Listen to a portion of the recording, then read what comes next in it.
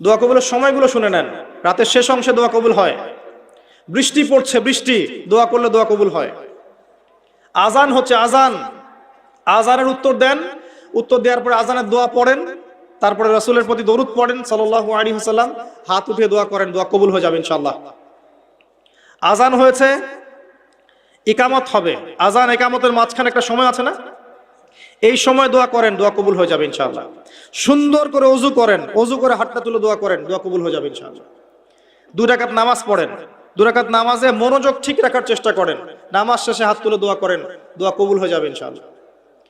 আপনি কোনো ভালো কাজ করেছেন, গোপনে দান করেছেন বা কোনো দান সাদাকা করেছেন, ভালো কাজ করেছেন, কেউ দেখে নাই, আল্লাহ দেখেছেন, এই কাজটাকে ওসিলা করে দোয়া করেন, দোয়া কবুল হয়ে যাবে ইনশাআল্লাহ। পারা যাবে?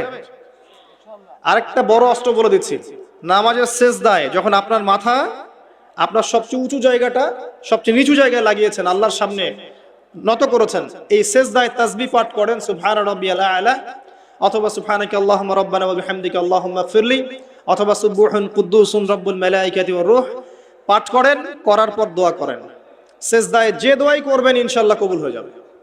সেজদায় যে দোয়াই করবেন ইনশাআল্লাহ কবুল হয়ে যাবে, বলেন সুবহানাল্লাহ। নবী সাল্লাল্লাহু আলাইহি ওয়াসাল্লাম বলেছেন, বান্দা সেজদায় আল্লাহর যতটা কাছে থাকে অন্য কোনো সময় এত কাছে যেতে পারবে না। আর আমরা কি করে, টুক করে সেজদা দিয়ে টুক করে উঠে যাই, একটা দোয়া করার সুযোগ পাই না, চান্সও দেই না। সেজদায় দোয়া কবুল হয়, প্রত্যেকটা সেজদায় একটা করে দোয়া করেন না, একটা করে দোয়া করেন। আরবিতে দোয়া করতে পারলে সবচেয়ে ভালো, যেগুলো কোরআন এবং সুন্নাহ থেকে সাব্যস্ত। যদি নফল নামাজ পড়েন, আপনার আরবি জানা নাই মোটেই, বাংলাতেই বলেন, আল্লাহ আমি অসুস্থ, আমাকে শেফা দাও, আল্লাহ আমার ছেলেটাকে হেদায়েত দাও, আল্লাহ আমার রিজিক প্রশস্ত করে দাও, আল্লাহ আমাকে হালাল রিজিকের ব্যবস্থা করে দাও, আল্লাহ আমাকে মাফ করে দাও, বলা যায় না? দোয়া কবুল অন্যতম সময় রমাজান মাস, যেটা সামনে আসছে, রোজা রাখা অবস্থায় আপনি দোয়া করলে দোয়া কবুল হয়ে যাবে ইনশাআল্লাহ। এবং যখন মানুষ আপনার আমল দেখছে না, আপনি গোপনে আমল করছেন, সৎ আমল, যে কাজগুলো মানুষ দেখছে না, আপনি জানেন, আল্লাহ জানেন, ওই কাজগুলোকে দোহাই করে আল্লাহর কাছে দোয়া করেন, কবুল হয়ে যাবে ইনশাআল্লাহ। আরো আছে, অসুস্থ হয়েছেন, দোয়া করেন, দোয়া কবুল হতে পারে। অসুস্থ রোগী দেখতে গিয়েছেন, রোগীকে বলেন আমার জন্য দোয়া কর, দোয়া কবুল হবে ইনশাআল্লাহ। রোগীর দোয়া ফেরেশতাদের দোয়ার মতো, রোগীর দোয়া মালায়েকার দোয়ার মতো কবুল হয়ে যায়। দোয়া কবুল করতে হলে বেশি বেশি দরুদ পড়েন, ইনশাআল্লাহ দোয়া কবুল হয়ে যাবে। ওই সাহাবীর কথা বলছিলাম, তিনি বলছেন, ইয়া রাসূলুল্লাহ, আমি দোয়ায় কতটুকু দরুদ পড়ব? নবীজি বলছেন, তোমার যতটুকু ইচ্ছা। সাহাবী বলছেন, আমি কি 4 ভাগের 1 ভাগ পড়ব? নবীজি বললেন, তোমার যতটুকু ইচ্ছা, বাড়াতে পারলে ভালো হয়। সে বলছে, আমি কি তাহলে অর্ধেক দরুদ পড়ব? নবীজি বললেন, তোমার ইখতিয়ার, যদি বাড়াতে পারো খায়ের। সবশেষে সাহাবী বলছেন, আমি কি পুরোটা সময় দরুদ পড়ব? নবীজি বলছেন, তাহলে তোমার কোনো দুশ্চিন্তা থাকবে না, তোমার কোনো টেনশন থাকবে না, তোমার সবকিছু ক্লিয়ার, ইহকাল পরকালের সব দায়িত্ব আল্লাহ নিয়ে নেবেন ইনশাআল্লাহ। একটা কালিমা আছে, সকালে এবং সন্ধ্যায় 7 বার করে পড়লে আল্লাহ পাক ওই ব্যক্তির দুনিয়া আখিরাতের সমস্ত দায়িত্ব নিয়ে নেবেন ইনশাআল্লাহ তাআলা। বলে দিব সেটা কি? হাসবি আল্লাহ লা ইলাহা ইল্লাহু আলাইহি তাওয়াক্কালতু ওয়া হুয়া রাব্বুল আরশিল আযীম। কোন সূরায় আছে এটা? কে বলতে পারবেন? একজন আলেম একজন বলেছেন, আমি জেনারেলদের কাছ থেকে উত্তর চাচ্ছিলাম। কোথায় আছে? হাসবি আল্লাহ লা ইলাহা ইল্লাহু আলাইহি তাওয়াক্কালতু ওয়া হুয়া রাব্বুল আরশিল আযীম। যে সূরা আপনাকে প্রমাণ করে দিবে যে আপনি মুমিন না মুসলিম না মুনাফিক, তার নাম সূরা তাওবা। একটা সূরা কোরআনের যে প্রমাণ করে দিবে যে আমি আসলে মুমিন না আমি আসলে মুসলিম না আমি আসলে মুনাফিক, প্রমাণকারী সূরার নাম হচ্ছে তাওবা। এই সূরার শেষের দিকে আছে, একদম শেষে, হাসবি আল্লাহ লা ইলাহা ইল্লাহু আলাইহি তাওয়াক্কালতু ওয়া হুয়া রাব্বুল আরশিল আযীম। হাসবি আল্লাহ, আল্লাহ আমার জন্য যথেষ্ট, লা ইলাহা ইল্লাহু, তিনি ছাড়া কোনো ইলাহ নাই, আলাইহি তাওয়াক্কালতু, আমি তার প্রতি তাওয়াক্কুল করেছি, ভরসা করেছি, ওয়া হুয়া রাব্বুল আরশিল আযীম, তিনি মহান আরশের রব।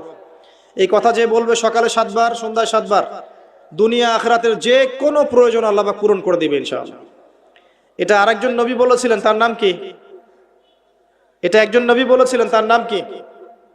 যাকে আগুনে ফেলা হচ্ছিল, এবার বুঝতে পারছেন কি নাম? ইব্রাহিম আলাইহিস সালাম যখন তাকে ফেলা হচ্ছে, তখন জিবরাইল আলাইহিস সালাম চলে এসেছেন, এসে বলছেন যে আমার কাছে কি আপনার কোনো প্রয়োজন আছে? আপনি চাইলে আমি এই আগুনের ব্যাপারে আপনাকে হেল্প করতে পারি। ইব্রাহিম আলাইহিস সালাম বলছেন, হাসবি আল্লাহ ওয়া নি'মাল ওয়াকিল, আল্লাহ আমার জন্য যথেষ্ট, আর তিনি কতই না উত্তম কর্মবিধায়ক। বলার সাথে সাথেই আল্লাহ পাক বললেন, ইয়া নার, হে আগুন, কুনি বারদান ওয়া সালামান আলা ইব্রাহিম, হে আগুন ঠান্ডা হয়ে যাও, শীতল আরামদায়ক ঠান্ডা হয়ে যাও ইব্রাহিমের জন্য। সুবহানাল্লাহ। এই আমলগুলো নিয়মিত করেন, আল্লাহ পাক করার তৌফিক দান করুন, আমিন। একবার নবী সাল্লাল্লাহু আলাইহি ওয়াসাল্লাম ঘরে বসে আছেন এবং তখন ফজরের আজান দিয়েছে। তিনি বাসা থেকে বের হয়ে গেলেন, দেখলেন যে তার স্ত্রী মুসল্লায় নামাজ পড়ছে এবং নামাজ শেষ করে তিনি সুবহানাল্লাহ, আলহামদুলিল্লাহ, আল্লাহু আকবার, লা ইলাহা ইল্লাল্লাহ এগুলো পড়ছেন। হাতে খেজুরের বিচি আছে, খেজুরের বিচি, এগুলো দিয়ে পড়ছেন, গুনছেন। নবীজি চলে গেলেন নামাজে সাল্লাল্লাহু আলাইহি ওয়াসাল্লাম, গিয়ে সালাত পড়লেন, তার সকালের কাজগুলো সারলেন। সকালে ফজরের পরে তিনি দার্স দিতেন, সাহাবীদেরকে কিছু বলতেন, কেউ স্বপ্ন দেখলে সেটা শুনতেন, ব্যাখ্যা করতেন, সময় লাগতো। এরপর ইশরাকের নামাজ পড়ে বাসায় আসতেন। তিনি সকালের সমস্ত কাজ সেরে বাসায় ফিরে দেখলেন স্ত্রী রাদিয়াল্লাহু আনহা তখনও ওই অবস্থাতেই বসে আছে এবং তাসবিহ তাহলিল করছেন। আল্লাহর নবী সাল্লাল্লাহু আলাইহি ওয়াসাল্লাম অবাক হয়ে জিজ্ঞাসা করলেন, তুমি কি তখন থেকে এখানে বসে আছো? তখন থেকেই তাসবিহ তাহলিল করছো? তার স্ত্রী বললেন, হ্যাঁ ইয়া রাসূলুল্লাহ সাল্লাল্লাহু আলাইহি ওয়াসাল্লাম। তখন নবীজি বললেন, আমি তোমার এখান থেকে বের হওয়ার পরে মাত্র 5টা কালিমা 3বার পড়েছি। কয়টা কালিমা? মাত্র 5টা কালিমা আমি 3বার পড়েছি। তুমি যতক্ষণ আমল করেছো, এই আমলটাকে যদি এক পাল্লায় রাখা হয় আর আমারটাকে আরেক পাল্লায় রাখা হয়, আমারটা ভারী হবে বলে আমি আশা করি। সেটা কি? সেটা হচ্ছে, এক, আমার সাথে বলেন সুবহানাল্লাহি ওয়া বিহামদিহি। 2, আদাদা খালকিহি। 3, ওয়া রিদা নাফসিহি। 4, ওয়া জিনাতা আরশিহি। 5, ওয়া মিদাদা কালিমাতিহি। এই 5টা কালিমা 3বার করে, সুবহানাল্লাহি ওয়া বিহামদিহি, আদাদা খালকিহি, ওয়া রিদা নাফসিহি, ওয়া জিনাতা আরশিহি, ওয়া মিদাদা কালিমাতিহি। পারা যায়? সকালে 3বার বললে এই দেখেন 3, 4, 5 ঘন্টার ইবাদতের নেকি পাচ্ছেন আপনি।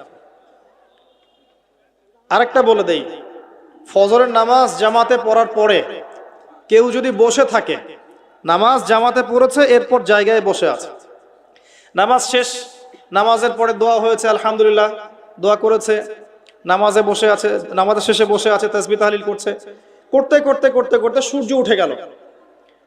সূর্যটা উঠে যাওয়ার পরে সেই ব্যক্তি যদি 2 রাকাত নফল নামাজ পড়ে, যেটাকে আমরা ইশরাকের নামাজ বলি, এটা পড়ে যদি বাসায় ফিরে যায়, আল্লাহ রাসূল বলছেন সাল্লাল্লাহু আলাইহি ওয়াসাল্লাম, তার আমল নামায় একটা কবুল হজ, একটা কবুল উমরার নেকি দেওয়া হবে। এই আমলগুলো করতে খুব কষ্ট হবে ভাই। জুমার দিন আসবে, পরশু দিন আসবে না? অনলি একটা আমল বলছি। জুমার দিন আমি 3টা আমলকে বেশি গুরুত্ব দেই। 1 নাম্বার হচ্ছে সূরাতুল কাহফ, যেটা আপনাকে মাসিহুদ দাজ্জাল থেকে বাঁচাবে। 2 নাম্বার বেশি থেকে বেশি দরুদ পড়া, এই দিন দরুদ পেশ করা হয় নবী সাল্লাল্লাহু আলাইহি ওয়াসাল্লামের কাছে। আর 3 নাম্বার এটা যেটা আপনাদেরকে শেয়ার করছি, সেটা হলো আল্লাহ রাসূল সাল্লাল্লাহু আলাইহি ওয়াসাল্লাম বলেছেন, কেউ যদি জুমার দিনে সকাল সকাল গোসল করে, আর্লি মর্নিং গোসল করে ফেলে, একদম ফরজ গোসলের মতো, এবার সবচেয়ে উত্তম কাপড়টা পরে, নোংরা কাপড় না, বেস্ট কাপড়টা পরে, আতর খুশবু ব্যবহার করে, সুগন্ধি ইউজ করে, সুগন্ধি ব্যবহার করে সে সকাল সকাল পায়ে হেঁটে মসজিদে যায়, বাহনে চড়ে নয়, পায়ে হেঁটে মসজিদে গিয়ে ইমাম বয়ান খুতবা শুরু করার আগেই মসজিদে চলে গেছে, ইমামের কাছাকাছি বসে, কাউকে কষ্ট দেয় না, ইমাম খুতবা দিচ্ছে সে চুপচাপ শুনছে, কাউকে কষ্ট দেয় না। এমনকি পাশে কেউ কথা বলে তাকে এতটুকু বলে না চুপ করো, এতটুকু বলে না, চুপচাপ খুতবা শুনে নামাজ পড়ে ইমামের সাথে সালাম ফিরায়। নবী সাল্লাল্লাহু আলাইহি ওয়াসাল্লাম বলছেন, এই যে প্রতি পদক্ষেপ হেঁটে এসেছে, প্রত্যেক পদক্ষেপের বিনিময়ে 1 বছরের নফল নামাজ, 1 বছরের নফল রোজার নেকি দেয়া। এই আমলগুলো খুব সহজে আমরা করতে পারি। আমি শুরু করলাম কিছু আমল দিয়ে, যে আমলগুলো আপনারা নিয়মিত করার চেষ্টা করেন, আল্লাহ পাক আপনাদের সবাইকে তৌফিক এনায়েত করুন, আমিন। আর কিছু কিছু সূরা আছে যেগুলো নিয়মিত পড়তে হয়, যেমন সূরা ফালাক, সূরা নাস, সূরা ইখলাস। সকালে 3 বার, সন্ধ্যায় 3 বার। 3-3-3 9, আবার 3-3-3 9। নবী সাল্লাল্লাহু আলাইহি ওয়াসাল্লাম বলছেন দৃশ্য অদৃশ্যের যে কোনো অনিষ্ট থেকে আল্লাহ পাক আপনাকে হেফাজত করবেন ইনশাআল্লাহ তাআলা।